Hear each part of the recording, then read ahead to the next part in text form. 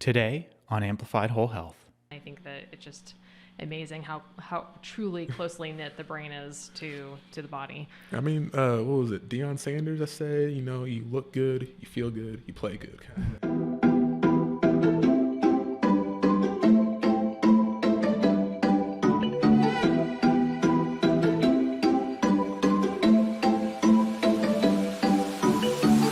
Welcome to the Amplified Whole Health podcast, where personal and organizational health meet.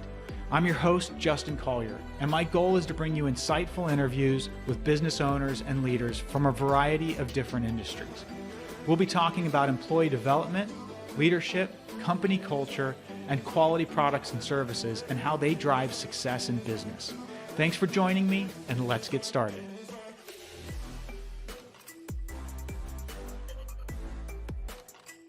Well, welcome. I appreciate everybody joining today. Looking forward to our guest today, Dr. Maurice Pearl. He's with Balkman Chiropractic Clinic, and also something a little unique. I'm joined by the founder of Amplified Whole Health, Jen Collier. So pretty excited to have her on as well. And so today we're going to be talking to Dr. Pearl about chiropractic. And normally I think what's really interesting about the podcast, we focus very heavily on the organizational side of things. So how does organizational health impact an individual? But with your role and what you do, so much is focused on the individual. Yep. And so I think what we'll probably do is spend a lot of time talking about how an individual's health impacts an organization and what does that look like. So that's kind of the idea. But maybe tell us just a little bit about chiropractic and how you got here. How much time do you have? So it is relatively old / newish healthcare profession. I think it was founded, someone's going to kill me online for this later, 1890, something like that. Okay. There's a lot of stuff happening with it, but basically the basis of it is we focus on holistic health, treating through natural means. For some doctors, it's just, manipulation adjustments. Others, it's soft tissue. Some focus on nutrition, weight loss. It just kind of goes back to what that doctor, likes and enjoys and is good at. So, yeah. Okay, great. So what do you like and enjoy? What are you good at? I do a lot of soft tissue work. I do a lot of manipulation. I tend to focus more on movement than anything else. So if someone's not moving well, I'm trying to figure out why they're moving the way they are and correct it, whether that's through an exercise, a tweak in the way they're moving, or just simple getting that joint locked out and cracking it, making it pop, all that fun stuff. Okay. Yeah. Yeah. So can I make a confession? Yeah. Okay. So I've been to a chiropractor now several times, but years ago I had never been to one, and I thought it was a lot of hocus pocus. Do you hear that from patients? I see it all the time. What are you talking about? So I'm a member of the American Chiropractic Association. I'm the ultimate delegate for Arkansas. I'm also a member of a couple of different other groups involved with chiropractic. And one of the big things we've been focusing on, honestly, forever, is trying to move us more into the light, more into the evidence-based modality, more into, hey, this is what we can do, this is how we do it, this is what works. We try to get away from a lot of the woo stuff, Some people like that, some people want that, but I just can't get behind it. Okay. Yeah. Yeah, I think what was so, I guess, odd for me at the beginning was, it's like, how am I going to lay on a table and somebody's going to like pop and crack me, and then I'm going to get up and I'm going to feel better. And now I've been, and this has been years ago, and now I've been, and I tell you, I'm a firm believer in the changes that it can have for you and just the impact on your overall health. And so, yeah, it's been really good for me. Yeah, I mean, honestly, I kind of fell into it on accident. So coming out of college, playing football, wanted to be a surgeon, wanted to work in the medical field, wanted to go that whole route. Shadowed a surgeon for entire summer, basically. Worked with him day in, day out. His life sucked. He's a great guy, super nice guy, but he was tired, stressed out, didn't get time with his family and kids, and I didn't want that. Yeah. My wife, who I was dating at the time, she was happy to hear that I wanted none of that lifestyle. And another friend of mine, she happened and talked me into visiting chiropractic college. Her parents taught it, and I just kind of fell in love with kind of the hands-on and that face-to-face, that personal connection, and all the ones doing that simple, little tweak and fix everything. Yeah. So what's the difference between chiropractics and physical therapy? Another hard question. So there is a physical therapist named Gray Cook. Mm-hmm. He's probably the godfather of movement. It's about every orthopedic physical therapist, chiropractor has read his book or quotes him nonstop. He says, at the end of the day, you should not be able to tell the difference between a good chiropractor and a good physical therapist. Mm-hmm. So you should be focusing on, movement, soft tissue, any other chemical stressors. They should be able to do all that stuff. So perfect world, nothing. Realistically, just mindset. Mm-hmm. So for me, first, I'm going to the spine first, looking there, and then I'm going to look elsewhere. Mm-hmm. Physical therapists look more like functional movement, look more of soft tissue injury, more orthopedically at a patient. So okay, yeah. So it's really more like the focus is a little bit different. But it's also depend on where that PT went to school at. Mm-hmm. So there's a school in Pittsburgh. University of Pittsburgh, and they have a great program there. They work hand in hand with a lot of PTs, a lot of DOs. There are a lot of DCs as well, so everyone's learning kind of the same stuff, so they all come out being kind of the same doctor. Okay. Yeah, which works out well for the public, but get some places it gets really confusing. Should I go here? Should I go there? Should I do this? Should I do that? And it's not easy for us sometimes either too. So. Mm-hmm. And what kind of clients do you have? What kind of clientele do you usually work with? Do you have anybody you specialize with, or? Me personally, I like meatheads. I get along with meatheads well. I know meatheads, but really, I like people who are active. I like people who are involved, whether it's like running, lifting, CrossFit, that kind of stuff. A lot of sports-related stuff. Just my background, I know that best. Yeah. Other doctors I know work solely pregnant women, which it's a great practice to deal with. You've had kids yourself. You know how the body treats you during the whole process. Dr. Jarnigan, he treats a little bit of everybody. Dr. Alexander, about the same. Dr. Tompkins, she treats a little bit more women, older patients. It just kind of comes down to honestly who you jive with, who you know best. Yeah. Okay, and are those are all doctors in your clinic? Sorry, yeah. So, so there's 4 doctors in our clinic. Dr. Tompkins and Dr. Alexander are married. And then Dr. Jarnigan owns the clinic. So all 3 of them been there for about 10 plus years now. And the practice itself has been there for probably 50, honestly. Wow. It's been in that location for as long as anyone in this town basically remembers. So, yeah. So you came out of school, and how long have you been doing chiropractic at this stage? I graduated 2015, and so I've been out practicing about 5 years now. Okay. Yeah. Got it. Yeah, it's been fun. Yeah. It's been fun. It's just those first couple of years. So with medical school, you go to medical school, residency, fellowship, all that fun stuff. Chiropractic's a lot less organized. Okay. So basically you do your 3.5, 4 years of chiropractic school.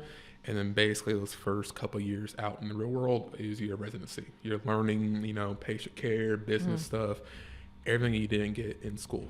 So it's a struggle to remember who you are, where you're at. So my first year, I think I was in a practice in Bentonville, and it was busy. I mean, I was seeing 50 plus a day pretty easily, doing a lot of different stuff that I never planned on doing my entire life, and I got good at it. But now I'm just like, okay, I don't want to do that anymore. So I want to focus. This is what I want to do now. This is where I'm at. I'm happy now. Nice. Okay. Great. Well, as you think a little bit about maybe the practice that you're in and that you work at today, how does that clinic help and encourage you from an employee development standpoint? What processes do you go through to continue to learn and to study? It's interesting because it's a small clinic. So literally it's just those 4 doctors, and then we have 2 front desk employees. Yeah. So that's literally it. Yeah. So everyone has to, be on the same page, learning from each other nonstop, constantly how each of us work. Because the way I approach a patient situation is different than the way Dr. Alexander will, different than the way Dr. Jarnigan does. And for the employees having to learn, how we like to work, how we like to go about things systematically, to just us knowing how they respond to stuff too as well. So I know this kind of patient I'm not going to put with her because they won't get along at all. It's going to be a bad situation for her. And then vice versa. So I also, earlier, work in a occupational medicine clinic, so doing a lot of drug testing, DOT physicals, that kind of thing. And that's a whole other environment from a healthcare standpoint. There it's more focused on getting people employed and jobs and them working and stuff like that. So the way that's organized is, night and day different from the way the clinic's organized. So over there, it's basically everything runs through the front desk employee. She is, in charge of everything. Over on the clinic side, doctors tend to run the show a bit more. So going back between those two can get kind of confusing, but it works out pretty well. Okay, got it. So you learn from one another as far as how do you communicate with each other to say, hey, I've got a new patient or someone that I need to transfer over to you, or what's that process to kind of just open up the door for communication? Between the doctors, it's literally popping into one of their offices when they're actually sitting down at the desk and saying. Which probably doesn't get to happen. It doesn't. There's been a lot of times where I'm trying to track down Dr. Jarring in the office and he's running back and forth, and so am I. So I need to talk to him at 8:15. I don't see him till 4 o'clock in the afternoon. But literally it's just kind of tracking that person down and saying, here's what's going on. Here's what I need help with. Can you help me out with this? Yeah. And majority of the time it's, yes, let's do it this way. Okay, let's go, kind of thing. Interesting. Yeah. How about with your clients? Do you find yourself doing a lot of coaching with them and working on things more than just the physical aspects of stuff? What do you wind up talking to them about? So there is, and there's a whole, book of knowledge on just how to deal with patients, clients, etc. For some, it's as simple as just laying them down, adjusting them, and up the door 5 minutes. Mm-hmm. For others, it's kind of protracted. We're talking about chronic pain, talking about how this movement makes him or her feel, talking about, what's good about this, talking about, hey, I had this happen good for me yesterday. How can I repeat that over and over and over again, get success? So it's be dependent on each and every patient. Mm-hmm. Some, like I said, you're in and out 5 minutes. Mm-hmm. Some, 30-minute session with them. And it's just, you never know what you're going to get from a new patient coming in the door. So how do you hone your skills when you're working with patients? Is that something that you talk about in schooling? Is it something just as you're... Not enough. No? Not enough at all. There you go. So all the schools out there, this might be something you want to be bringing up more on. So the schools, they do a great job, as good as they can. Mm-hmm. But, my class, I had a big class at Logan University. We had 150-ish in our mm-hmm. class. So they're having to teach us, patient communication 150 times in a row, basically. So you get kind of that standardized patient. They tell you X, Y, and Z. You respond A, B, C. You get an A. Mm-hmm. Real world, that's not how things work at all. And you basically get smacked in the face your first year. So you say all the wrong stuff. You screw up. You jumble your words. You trip over yourself. And you just, fail till you get it right. Mm-hmm. But there's all kinds of books out there, all kinds of training you do. Motivational interviewing is a big one I've been getting more and more into. It's a book called Game Changers. You read that one yet? Mm-mm. So John Bernandi, he's a weight loss and a life coach, and basically his book is more about getting into that career field, but he kind of goes over, talking with clients, breaking down how to communicate with them, that kind of thing. There's a way of marketing called Story Brand, which is about taking your patient, client, whoever you're working with, from beginning of their story to the end, and basically along the way you're guiding them through that, you make them to hear their own story. So stuff like that's going to help me a lot of ways getting better at that kind of stuff. Okay. Yeah. So because that there's the health and wellness coaching that they're doing, mm-hmm. that this is a new thing within the past 3 years, that they've got this exam, right, to work hand in hand with professional, with doctors. And so what is your thought on that? Do you feel like that there's a need for that in the medical community right now? There is a need for it, an insanely amount. So my problem is realistically, insurance won't pay for that kind of stuff from me. Mm-hmm. So I could spend, 30 minutes talking to this patient about all these issues and get paid the same as I spent 5 minutes, mm-hmm. which, is, in my opinion, not right. It incentivizes doctors to spend less time, effort with patients. Mm-hmm. Most patients dealing with any kind of chronic health issue need more coaching, need more help, need more guidance than just that 5 minutes. Here, take this, do this, bye, see you later kind mm-hmm. of thing. And if we fail our patients a lot, we don't give them those opportunities to win at least. Mm-hmm. And honestly, coaches like you make my life so much easier. It really does. This makes things a lot smoother. Even just working with a personal trainer or mm-hmm.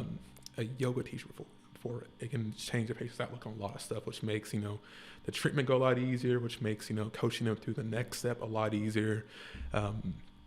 That whole team environment is just the best way to go about through healthcare. Yeah, just coming together as a team to really figure out how do you best serve your patients. Oh, yeah. And and work together instead of against each other. And then you look at, I'm a big football guy, NFL, the way they're organized. I mean, they have multiple chiropractors, physical therapists, nutrition coaches, strength coaches, athletic trainers, and it's literally a big giant circle. They all work together, all the time, and you get these guys the best possible care. Yeah.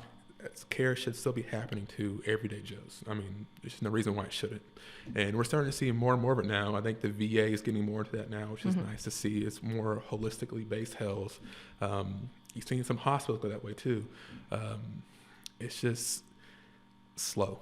Yeah. It's just slow. I mean, sad thing is, it comes down to money, and people don't yet see the value in that kind of thing added to their practice or their business, which they should. Because do you feel like that the people don't like individuals, or do you feel like maybe the business owners don't yet see the value in that, or maybe it's a mixture of both? I think it's both. I mean, most patients, after spending a little bit of time thinking about going over it, working with it, they realize this is a better option. Business owners, we raised in this world to expect quick turnaround. Something we pay $5 for it, we want to see $10 back right away. But that kind of coaching, that kind of help, it's going to pay off dividends 15 years from now, kind of thing, where it's going to be so and so telling their grandkids that this doctor, this therapist, this coach helped me out with this, you should go to them too as well, kind of thing. And it just ends up being a win for your patient, your client, more than anything else, and that builds business more than anything else. I think it's really interesting because, at least my perspective is that so much of being a doctor or in the medical field is about building relationships. It is, but like I was saying earlier, I mean, you're incentivized so much nowadays to spend less and less time with your patients. Yeah. It's just one of the things that frustrate me by insurance is I want to spend, an hour with the patient every single time. I want to work on every single little thing. But when I get a chance to work with a proper team with someone, I absolutely love it. Things go so much smoother. There's a couple of doctors here in town that I refer back and forth with because they work well as a team. I can send a patient there with this. They'll report back to me with this. Patient's back in my office 3 days later. We have a huge game plan ready to go, and they get better. That's awesome. Yeah. Yeah. That's encouraging. Yeah. So now I have a question for you. So we gave you an activity to Yeah. do. Okay. So for those who are listening who haven't seen our website, we talk about health as being kind of like a house. And so you have this foundation, which is the worldview or your faith, and that's kind of what you believe, how you see the world. Yeah. And then around that you build like the walls. And so there's a wall of nutrition based on, whole quality foods, a wall that's based on your physical health and your functional movement, a wall that's based on lifestyle and the rhythms of life, a wall that's based on your mental patterns, your attitudes, your emotions, and then the roof is like loving yourself and loving others. And so we gave you an assessment, an activity to kind of process through. So I was just curious, what did you learn about yourself? I can see how doing something like this, every 6 to 9 months would be really helpful for me. I probably should do it more often. Because I'm seeing little things that, I need to work a little more on. I mean, we all know 2020 has been one of the greatest years ever. And I'm seeing some of that in this, and I really am. That's kind of the biggest thing. And it's things I've had issues with before in the past where I needed to work on a little bit more to be a little better rounded person. But, yeah, I'm glad I did it because it helped out a lot. Yeah. So what did you see? What were you the most successful in? What do you think when you look at it where you're like, oh, I felt really good that I'm glad that I know that I'm really working on this for my health and wellness? The physical stuff. So for me, that's always been, I won't say easy, but it's always been a habit since day one. That came from a college football background. So I've been in the weight room since I was 15 years old. So getting in that, staying that, making that part of my normal routine, I feel great about. I know I will always be able to dedicate, an hour or so a day at least to that as needed. Nutrition, it's getting better. Like I said, 2020 has been a weird, rocky year, and my nutrition took a big nosedive beginning this year, getting the whole COVID-19 pounds and everything like that. But I get that back down. And then I think those are probably my two strongest ones, I think, honestly. That's awesome. Yeah. That's really good. Yeah. Thank you. It's good to know that you're doing that. Yeah, because a lot of people struggle, especially with nutrition. And like you're saying now with COVID, it's hard to get all your physical activity in and be actually paying attention to what you're eating. So and it's little bitty habits I picked up over the years. Like I had a professor who literally tell you, if you can go shop in the grocery store, don't go down any aisles. Just walk around the edge, go through the produce, meat, dairy, and then walk out the door. Doing that's made, nutrition part a whole lot easier. On top of that, my wife's a vegetarian, so we're able, I'm forced to eat more vegetables, which is a good thing though too, because I get lazy. I like burgers and hot dogs and pizza. I eat that all day if I could, but she doesn't, so I don't as much either, so it works out pretty well.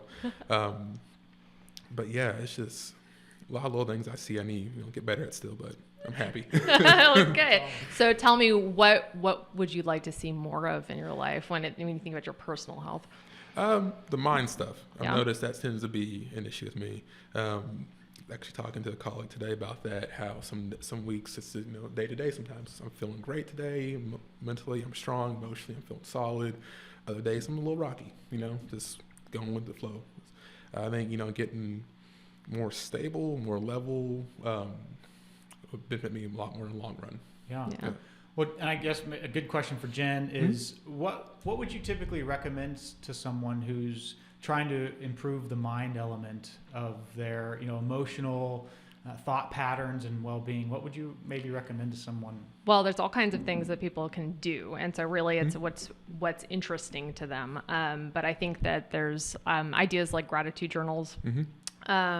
And taking time every morning to really plan out the day. I think that a lot of people find success by saying, this is the one thing I'm going to do today. And if there's just one thing I do and I get this done, at the end of the day, they can say, hey, you know what, I actually achieved something. And so there's this self-efficacy or confidence that's built by realizing like, hey, I met a goal every single day and building up in that. So those are some ideas. Yeah, that's one thing I definitely got out of, beginning of everything. My business coach had all of us, writing gratitude journals every single day, first thing in the morning, 3 things. And, during those first couple of weeks of, lockdown, shutdown, whatever you want to call it, that did help me out a lot. And, I got out of it, got busy, got focused on other things. And, that's when things started dipping off a little bit. Yeah. It's those daily habits, right? Yeah, we could just do them every day. It's so hard and challenging, I think, for all of us, right? I mean, you were talking about this idea of heart, mind, soul, and strength and this foundation and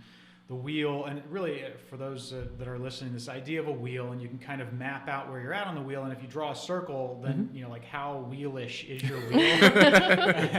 and I think for many of us, it's always changing, right? And we get better in one area, and then maybe get worse in another area. And I think what's important for people to remember is that it's life is a journey and it's a process, and we all have ups and downs and good times and bad times, and it's okay. Yeah. And that's also encouraging. Yeah, I mean, it has to change. Yeah. Otherwise, we don't grow, we don't get better. I mean, getting bad at something is a good thing, because that means you get to work on it and get better at it later on. I mean, that's why I love CrossFit, because I suck at it. So I keep working on those little things I'm really bad at. Like, I hate running. I'm a horrible runner, and we've been running a lot lately, and it's showing. I'm getting faster, and cardio's getting better. But keep working on that. Well, I'd like to come back to maybe your clients and where chiropractic for them impacts their personal lives, which then ultimately impacts what it is that they do for a living from a career perspective, etc. So maybe let's just start with that. So for a lot of patients, the way I start off the first time I meet them is with a functional goal. Basically, I want to be able to pick up my kid, I want to walk down the stairs, I want to be able to sit at my desk for 30 minutes without pain. And going off those kind of goals kind of sets the stage for everything else going forward. So one patient I had a couple years ago, her issue was she couldn't kneel to pray at church. And so getting up and down out of the pews was painful for her. She hated going to church, and started affecting the rest of her life. So for her, getting her better, improving her health wasn't so much as, get rid of the pain. It was getting her able to get up and down off the ground, repeatedly in a couple hours. Yeah. And, for her, that was her win. And she hit that milestone. She was happy. She was good. She was done. And, she enjoyed life again. It's little simple things like that. Yeah. Yeah. So as you're working with a client and they come in, well, I had somebody on here who was responsible for risk management and who they like workman's comp, right? So I'm sure that you probably see some patients like that have been injured on the job maybe, and so now they're unable to work effectively and they're in pain and discomfort and when you're uncomfortable, it ruins. I don't say ruins, maybe a bit strong, but I guess it's possible. It ruins or makes your life very difficult in all elements of your life. I mean, chronic pain is one of the biggest reasons for depression. People who don't feel good, aren't moving well, they tend to be more likely depressed. Still don't know exactly why, but basically it's one of those things that, you feel good physically, you tend to feel good mentally. So just getting them feeling better about the way their body feels is just step number one. For like your workman's comp kind of patients, a lot of them, it tends to be that those acute injuries, those tend to bounce back a whole lot faster. They're easy to deal with, a few sessions, they tend to be back pretty quickly. It's those, a little bit more longer term ones, you start to have issues with the way they're moving. So someone injures their neck at work, lifting a box, something like that. Then tend to start having trouble with picking up an arm over their head, which makes, typing a computer a little bit harder, reaching, grab the thing off the shelf a little bit harder, which makes their day that much harder. Yeah. So now when they go to the grocery store, it's hard for them to reach up and grab and then they start getting grouchier and they start, complaining more about this and that. But once you start focusing on, hey, get that shoulder moving, strengthen those muscles, get that motion corrected, those little issues become a lot less important. Yeah.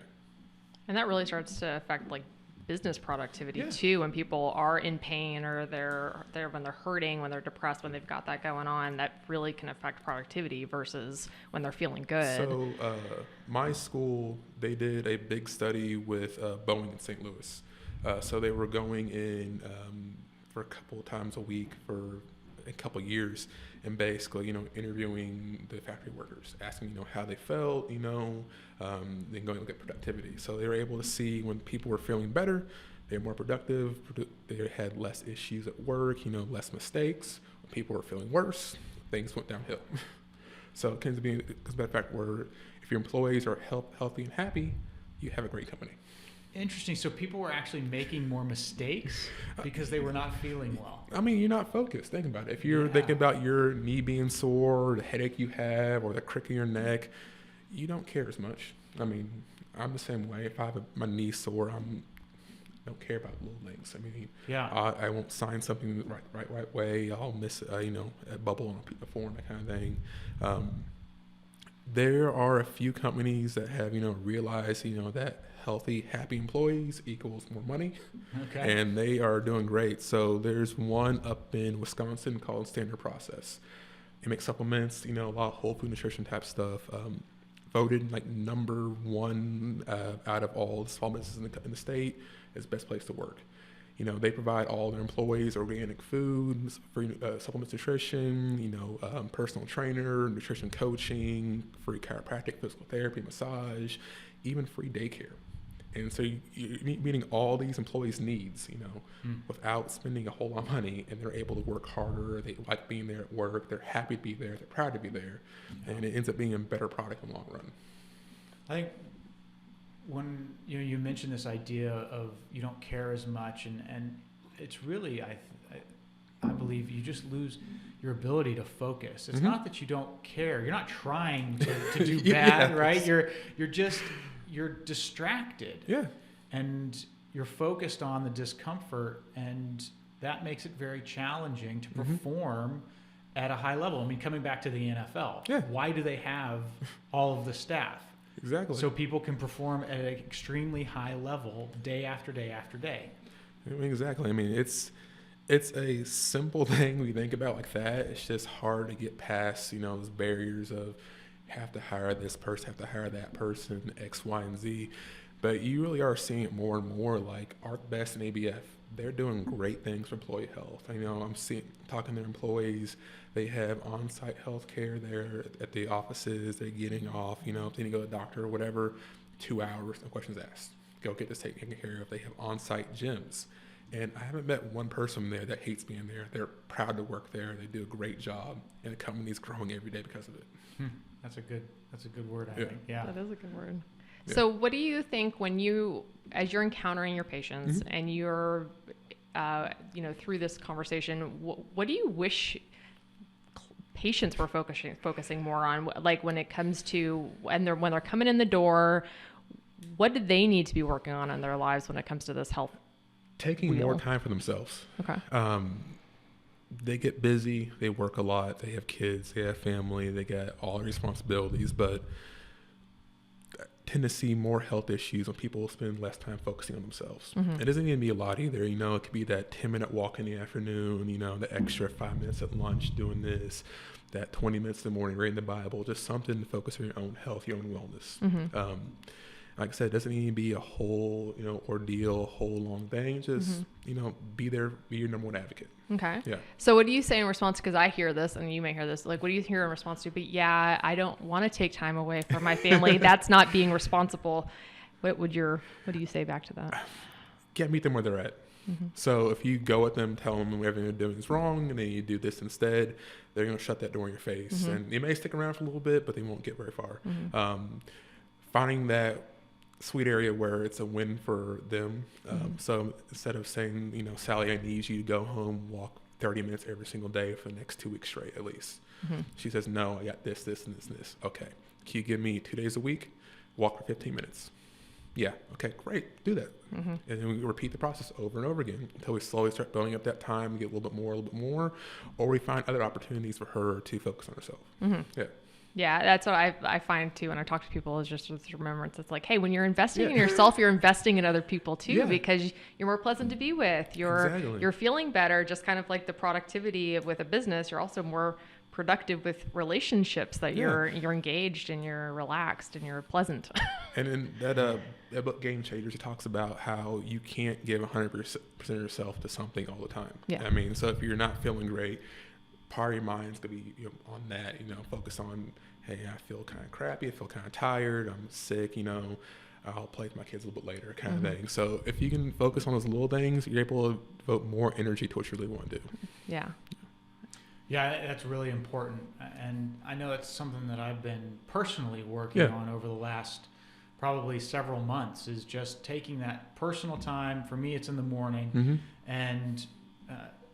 And for me, there's a spiritual component. There's also just a planning my day component of like, what accomplishments do I want to get done?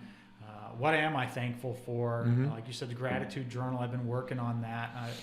Consistency's still, still getting there.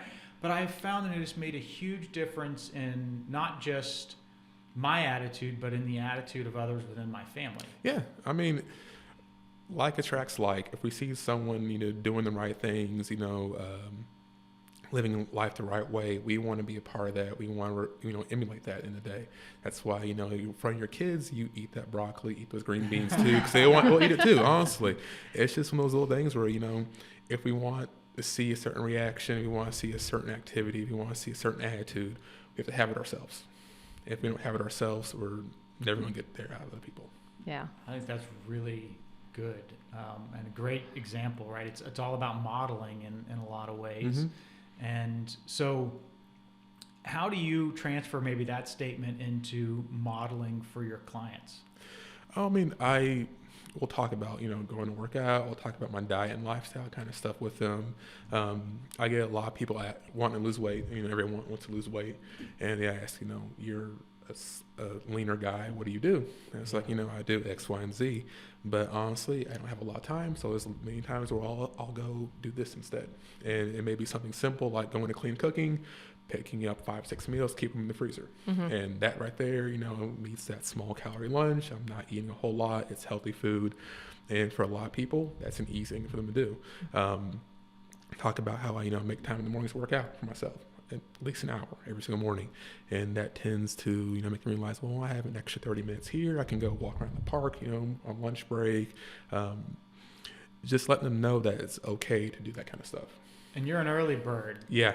You get up and you hit the gym pretty early. Yeah, I'm a crazy person about that. But that's one of those things that's been a part of my daily habits. So since, like I said, 15 years old, I've been working out that early in the morning every single day. Yeah. And so it's just kind of my natural, mode. Get up in the morning, go do something physical, and then go on the rest of your day. I really like what you said, though, and coming back to your example about meeting people where they are, is anybody who's listening thinks, well, I got to get up at 6 a.m. to go to the gym kind of thing. Like, that's not the truth, right? Oh, no, not at all. I mean, like I said, I'm a crazy person. I enjoy being up that early. I like seeing the sunrise.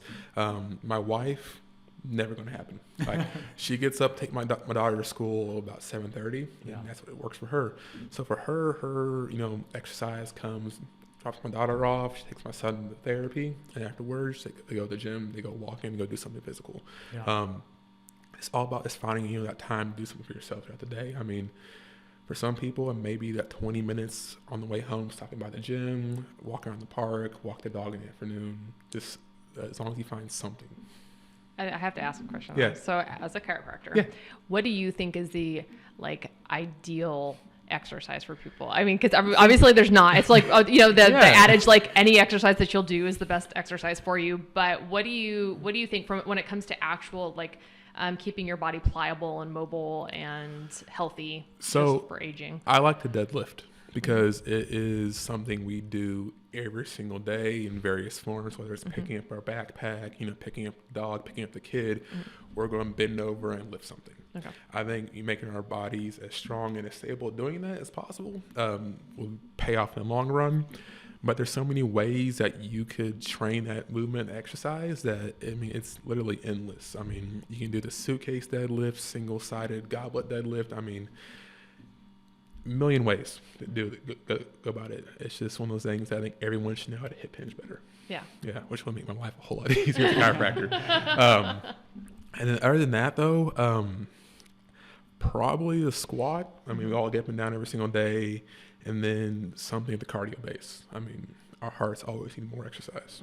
We don't get enough anymore. So if people were to find that stability from the deadlifts and the squats and being able to, do you think that would help people from falling over more with that? For sure. There was a study I read down in, I think it was Brazil, where basically they followed these people from 45 to 60. They found out the people who moved better, who were stronger at 45, were more likely to live to be 60. And basically came down to those people were also exercising, they were lifting more, they were eating better, they were doing all these little things right, at the very beginning, which paid off, 20 years later. But it's like anything. You read the book Atomic Habits? It's another great kind of mindset book.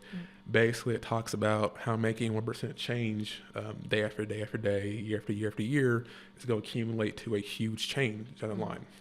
His example was the airplane veers off 1 degree from takeoff, and then instead of ending up in LA, you're now in Alaska.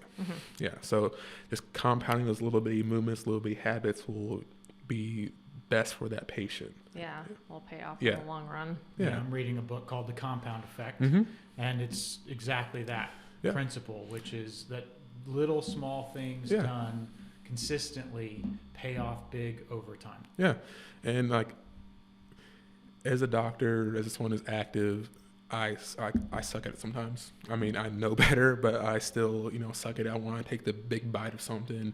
When my diet fell apart earlier this year, I wanted to throw out all the junk food. I wanted to buy nothing but salad, vegetables, fresh fruits, all that kind of stuff. But realistically, I could do that, but I was going to fail doing that. So by dialing it back and saying, hey, let's just focus on eating 3 solid meals a day. Okay, let's add more vegetables to each of these meals. Okay, let's add a lean protein to each of these meals instead. And over 3 to 6 months, that became, I'm meal prepping again almost every single meal now. And my diet has cleaned up, a lot since that day. And it's okay to give yourself grace to say, I don't have to jump into the deep end of the pool. Yeah, it doesn't have to be perfect either. I mean, unless you're trying to be, that, Olympic athlete, that, fitness model, that's someone who has to be at the top of their game all the time, you don't need to be perfect. I mean, 80% gets you there. It's passing grade in school. So shoot for 80% at the end of the day. Give yourself time to, enjoy life, enjoy something, space to mess up. Yeah. Because, you're going to mess up. It's going to happen. It's just how you respond to it at the end of the day. Yeah, don't tell my children that 80% is acceptable. Well, it's like, I know I have a few friends, who are MDs, and they talk about their grades coming out of undergrad, and they weren't great grades, but they still got into med school. They still are doctors now. They realize, that some of that stressing they had when they were in undergrad, not worth it at all. They just, get themselves ulcers for no reason at all. Yeah. It's just one of those things where you have to understand that I'm not going to be perfect. I'm not going to be the greatest at everything. As long as I keep working at it and trying hard, I'll eventually get there. It may not be on my own timeline, but it's going to happen. Finding balance. And I think that that's really a great kind of transition back to this house model that we're talking about, right? It's like you don't want some of your walls higher than other walls. You want all your walls the same height. You want to have a solid foundation and everything to be kind of plumb and level. And so it is about balance. Yeah, when that storm comes in, it's going to knock down the imbalanced house every single time. If all your walls are strong and stable, even if they are on your assessment that 4 out of 10 kind of thing, that's okay. Yeah, you still might win. I mean, the day it may not be a great win, but you'll be here tomorrow. Kind of thing. Yeah, absolutely. Well, I guess as we kind of tie up or wrap up, when you think about everything you've learned from a chiropractic perspective, what has been the biggest impact on you personally that you've learned, whether that's from school or being out in the actual field and practicing with people? When I started looking at chronic pain differently, it's changed some since I got out of school, but, traditionally pain's looked at as a purely mechanical issue. Their back's not moving, adjust it, it moves better, it's still not moving. Okay, go see the physiotherapist for an injection, still not feeling great, talk to the surgeon, kind of thing. But in reality, pain's such a complex process. There's a mental component, a biological component, a physical component, that if you aren't able to address and fully realize all those parts of it, you're going to fail. Patients are going to fail. They're going to, be stuck with a lifelong pain. There are some patients who, just need to be told, hey, I'm not fragile. It's safe to move. It's safe to do this. And just hearing that, they're more likely to get out of pain. Interesting. So actually, some people actually feel like they are maybe a little fragile. Like, hey, I could hurt myself again. Yeah. It's so evolutionary. Our brain, it's protective. I stepped off that edge, that hillside, and I stepped in some thorns, hurt a lot. I'm not going to do it again, so I'm going to block that spot from happening again. But, in 2020, we work at desk, we sit around a lot, we do not a lot most of the time. So if we get hurt, our brain's going to look at it and say, hey, that activity caused pain. You can't do anything close to that ever again. Don't do it. It's going to hurt. Yeah. And it kind of gets in that kind of recurring thing. I haven't been over in 2 years. If I've been over, it's going to hurt. Now I've been over, it's going to hurt because I haven't used those muscles in a long time. So this horrible cycle of this dread and this I don't know what we want to say getting out of shape essentially. But this kind of leads to this longer term chronic pain where at this point there may not be anything structural going on. It's just all neurological. So giving people permission to go back to being people. Yeah. I mean, it's okay to move. It's okay to be active. It's okay to feel pain. There's a physical therapist I really love following. Her name's Annie O'Connor. She is one of the best clinicians dealing with chronic pain I've ever seen. I've seen some of her sessions on video. It's just amazing. But she has this whole red light, green light system, essentially. It's like a stoplight. So talks about if you're feeling this, it's a red light, you stop that entirely.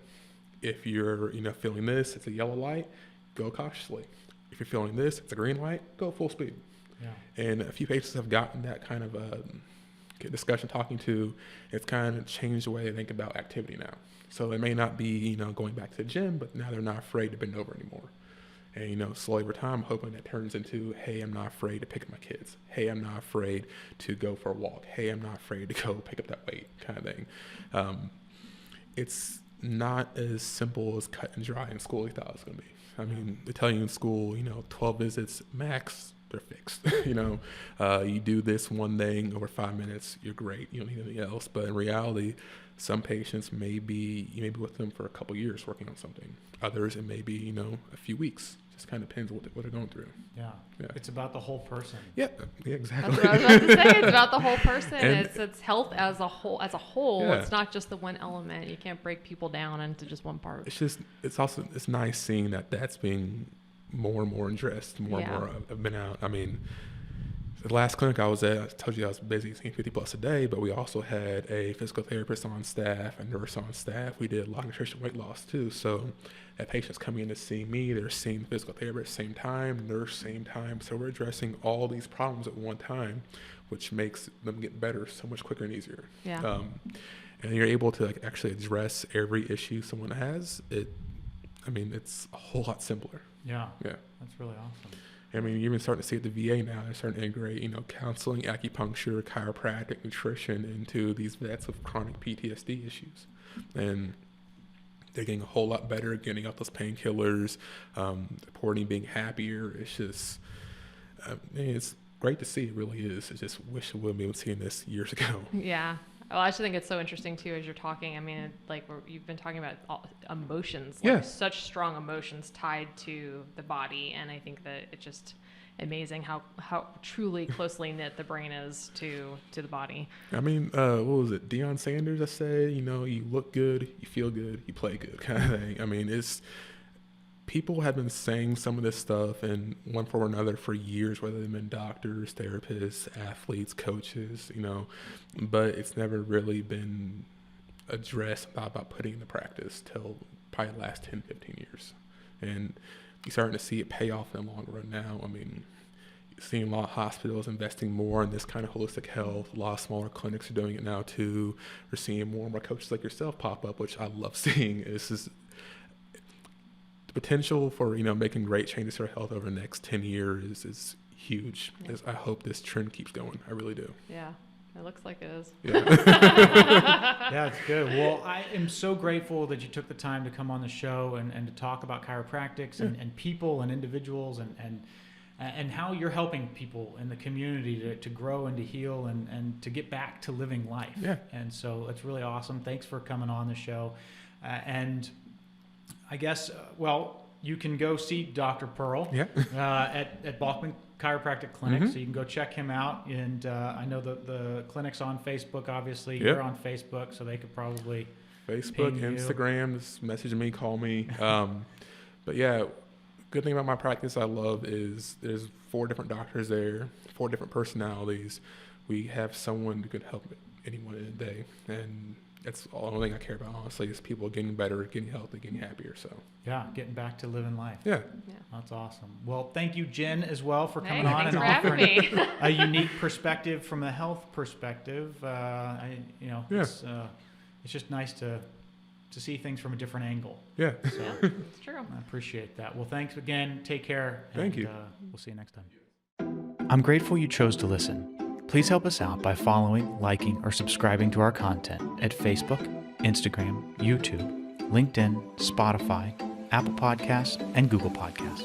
Take care and have a blessed day.